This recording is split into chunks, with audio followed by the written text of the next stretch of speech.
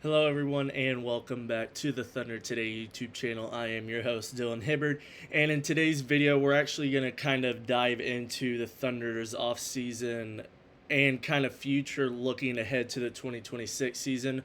We're going to talk about their matchup against the 76ers on Summer League on ESPN tonight. We'll kind of go over their cap flexibility and look how close we are to that first apron and kind of give you an idea of where the Thunder are standing with that. And we also had a trade go down during this video, so we'll get into that and how that might affect the Thunder next year in the draft. And then we'll talk about a former Thunder retiring at the end of this year and possibly bringing him on for a championship run. But first off, we are going to look at Summer League. By the time this video goes up, it was last night, but at the time of recording, the Thunder will be playing the 76ers tonight on ESPN for Summer League basketball. And if you guys aren't doing much, if hopefully you guys were able to watch this, because not only are you going to be able to watch the Thunder on ESPN with Topic, Mitchell, and Barnhizer like we talked about, the Sixers has VJ Edgecombe, and in his first game he dropped nearly 30 points. I believe it was 28, 26, somewhere in there. And he was the number 3 pick in the draft. So this is somebody you're gonna want to watch. Just he's very explosive on the offensive end. He is a very good offensive player, and I think he has a really good chance to help contribute to that 76ers team. Hopefully get them back in the playoffs and stay healthy. But just on this game, in fact, I think it's going to be a good game for people who aren't big into Thunder stuff. Kind of get yourself into some of these younger players, and if you're just a fan of good high quality basketball, I would definitely check it out, not only for VJ Edgecombe but like what we saw with AJ Mitchell and Topic in the first game, where Topic dropped 14, 4 and 4, Mitchell had 24 and 6, and then you have Barnhizer, our second round pick, have 13 rebounds and 9 points in the first game. So we're going to see if they run out that same lineup. They might use more guys differently. They might not use Topic and Mitchell and Barnhizer as much, or they might use them even more or in a different scenario. So just something to kind of keep your eye out on for that game, and how VJ plays and how the rest of these Thunder rookies and sophomores are playing. But now we'll kind of get into the Thunder look ahead time. And right now, the Thunder are currently $13 million, just right around there, under that first apron.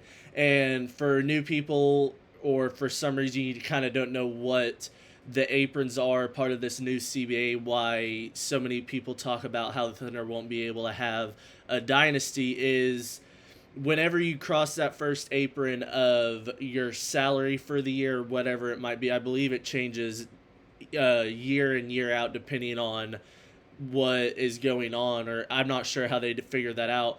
But whenever you hit that first apron, that's when it starts to get tough on roster construction, and that's when the CBA kind of limits you on certain draft picks, who you can sign in the offseason. And then once you cross that first apron, if you get beyond into that second apron, like the Boston Celtics have, I believe the 76ers might be there. I know there are a few teams that are in that second apron territory, where it pretty much just shuts your entire future down, where you don't have certain picks. You can't sign guys in the offseason on the mid-level exception. So to bring it back to the Thunder are still $13 million under the first apron for this upcoming season, and that's still good, because once you hit the point of this next season where you're going to be paying J-Dub and Chet, you're going to be over that first apron, where you're going to have to start kind of moving pieces around, because you're going to be kind of contained on your draft picks and what you can do in the offseason. So this is why it's another big year if the Thunder can hopefully go back-to-back before they're having to get into those aprons and start having to do different things because of how the apron and CBA is built, where there's no dynasty. So it's almost a thing of Sam Presti needs to kind of know 2 steps ahead of what he's going to do so he can be prepared. And I think Sam Presti has shown us time and time again that he is prepared for that. So it's something to kind of keep our eye out on. We might, depending on if we're under the cap floor, we might have to sign somebody else. But I think with signing Sorber to his signing bonus and eventually might be signing Barnheiser to an actual contract, that should take care of that, where we don't have to sign anybody extra and take on money. We might have to, depending on if we want to make a trade for a player and just kind of release them just to take on that money for somebody and then get maybe a pick or two out of it down the line. So we'll kind of see how the Thunder approach that and how Sam Presti might want to take that into account. And then nextly, we're going to transition into a trade that went down yesterday when the video of this came up, a 3-team deal involving the Clippers, the Heat, and I believe the third team was the Jazz. And basically what it was is Norman Powell is going from the Clippers to Miami, and then John Collins is going from Utah to the Clippers, and then Utah's getting Kevin Love, I think a second-round pick, and another player to be named later. So I bring this up to be in the fact of we have the Clippers pick next year. I believe it is the best pick out of us, LA, and Houston, which obviously us and Houston are projected to be the top 2 or 3 teams of the entire Western Conference, if not the league. So we were most likely going to get that Clippers pick anyways. Well, the Clippers made the playoffs last year, so when we got their pick, it was the one at 15 where we drafted Sorber this year. Well, Norman Powell was a guy who averaged 20-plus on that team last year, and when you have aging veterans like James Harden and Kawhi who aren't going to always be healthy, it was good to have. And now that you're trading pretty much your top scorer or your top 2 scorers to another team and taking on a guy in John Collins who isn't as effective on the offensive end, he can still provide great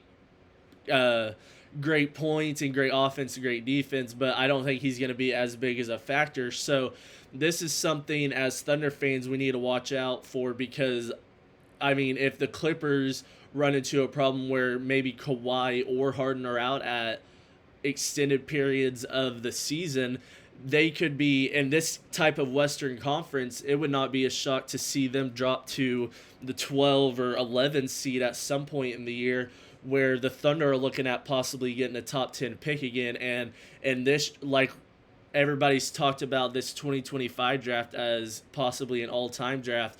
2026, we haven't talked much about it, but there's some really good players in there. I think 2026 can be just as good as 25, if not better, with some certain players going on in there. So I definitely could see the Thunder and it being that draft where they maybe trade certain picks to trade up for a player like we've been wanting them to do since they've accumulated all these picks. And it could very well happen where the Clippers pick ends up being in the high single digits, like maybe an 8, 9, maybe even a 10.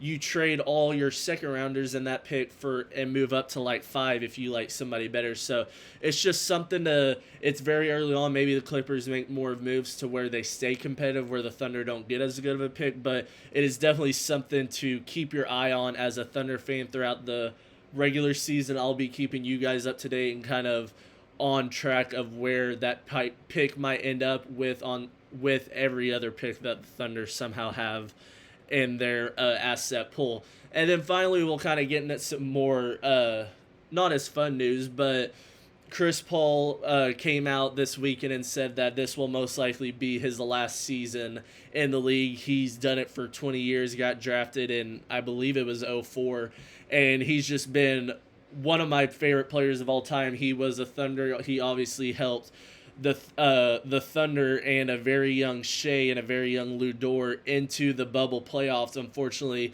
lost in Game 7 to James Harden and the Rockets. But, I mean, Chris Paul, he's talked about it so much, how much him and Shea are close and how much he still cares for Shea and Dort and all that. So it brings up the thing of maybe the Thunder want to just try, maybe Chris Paul wants to go for that ring. And I mean, he definitely could have a chance with the Spurs, but I think the Spurs are still 1 year away from actually fully contending for the title with you having 2 Rookie of the Years in a row and having another guy who could very well win it if it wasn't for Cooper Flagg, most likely.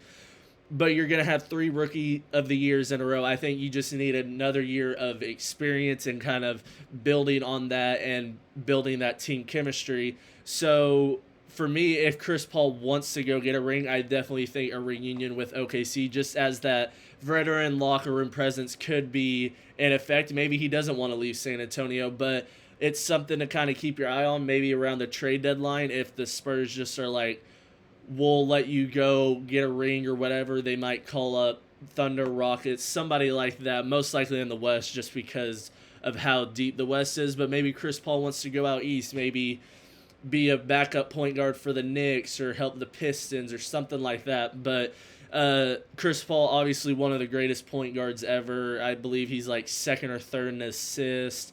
Just plays the game to the right level, and we hope nothing but the best for him. I hope nothing but the best for him, and I hope, hey, maybe if the Thunder want to, we can help him get a ring so he cannot be a part of that dreaded 0 rings list. But that'll be it for me today, guys. I hope you enjoyed this video, and I will see you guys in the next one. Peace.